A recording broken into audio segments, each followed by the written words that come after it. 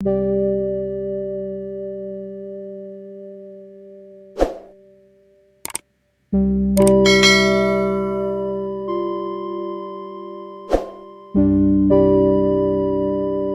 Everyone, इस वक्त मैं मौजूद हूँ इटली के शहर फ्लोरेंस में। और फ्लोरेंस को कैपिटल ऑफ आर्ट्स भी कहा जाता है क्योंकि यूनेस्को के मुताबिक वर्ल्ड हेरिटेज की जो 60% साइट्स हैं वो इटली में मौजूद हैं और उसकी आधी साइट्स फ्लोरेंस में मौजूद हैं। अगर हम यहाँ पे बात करें तो नोटेबल शख्सियत में आर्ट्स का फेमस जो आर्टिस्ट है माइकल एंजेलो, उसका स्कल्पचर, डेविड का स्कल्पचर यहाँ पे मौजूद है।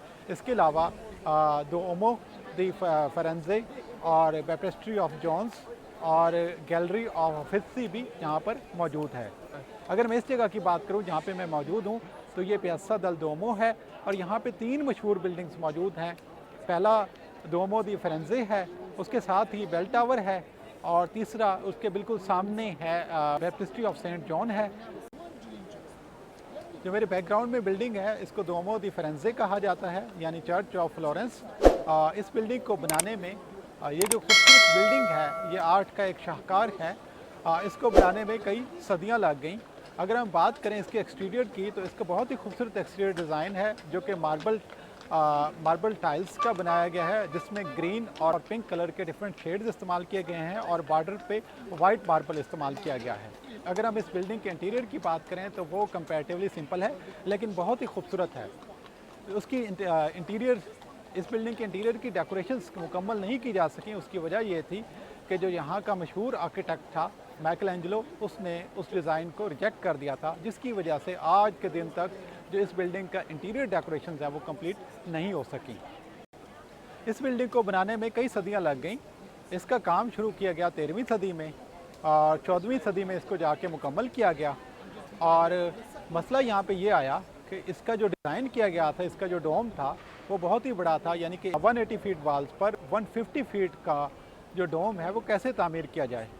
तो 15वीं सदी तक ये बिल्डिंग तो मुकम्मल हो गई इसका सारा आर्किटेक्चर, लेकिन डोम ना तामीर किया जा सका। तो जो डोम है वो 15वीं सदी में जाके मुकम्मल किया गया। इस चर्च के बिल्कुल साथ पे जो बिल्डिंग है इसे जोतोस बेल टावर कहा जाता है।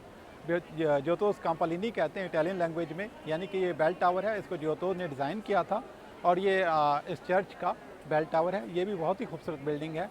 इस चर्च के बिल्कुल सामने बैप्टिस्ट्री है जिसको 11वीं सदी में तामीर किया गया। बैप्टिस्ट्री उस जगह को कहते हैं जहाँ पे क्रिश्चियन रिलीजन के मुताबिक बैप्टाइजमेंट की रसूमात अदा की जाती हैं। अगर हम इस बैप्टिस्ट्री की बात करें, इसका नाम है बैप्टिस्ट्री सेंट जॉन और इसको 12वीं सदी में कंप्लीट किया गया, तामीर किया गया। इसके जो खूबसूरत गेट्स हैं उनका नाम है गेट्स ऑफ हेवन, यानी बहिश्ती दरवाज़े। तो ये जो बहिश्ती दरवाजे थे ये माइकल एंजेलो ने डिज़ाइन किए और ये बहुत ही खूबसूरत बिल्डिंग है। इस बिल्डिंग में बैप्टाइजमेंट की जो रसूमात हैं वो अदा की जाती हैं।